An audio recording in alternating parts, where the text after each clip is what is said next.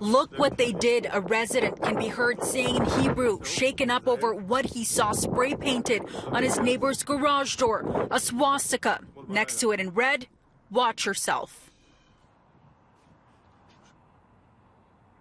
Good evening. It happened here in Vaughan, and 48 hours later, the graffiti, well, it's been covered up. The anti-Semitic language, the hate and the threatening language is all gone. But what remains is concern for those living in this home and residents here in the area, as police are now investigating this as a hate crime. My wife was home at the time, this is why it is very much concerning. So there's a safety risk to my wife. There's a safety risk in terms of the threat of being watched and the threat of the swastika being there and then identifying because of the mezuzah that I'm Jewish and my family's Jewish. 3 members of the Sefton family came home from Shabbat dinner Friday evening to find hate-filled language spray painted in red, along with a threat that they are being watched.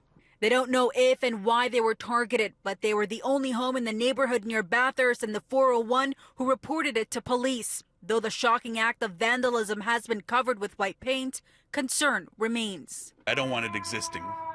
I don't want my family seeing it as they come and go. There's obviously still the threat and they can see what's happening there. How do you interpret this? It's more than just graffiti. Right, it's more than just graffiti, so it's more than just personal damage. The swastika is obviously a threat to the community that I live in, so many of my Jewish neighbors, including myself, there's obviously that concern that this exists in our society and we can't get rid of it.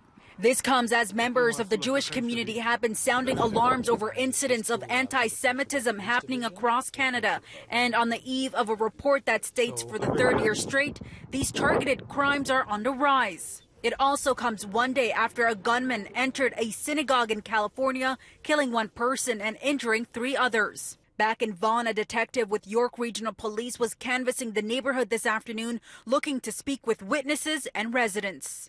Really disturbing for not only the police, but also the people in the neighborhood as well.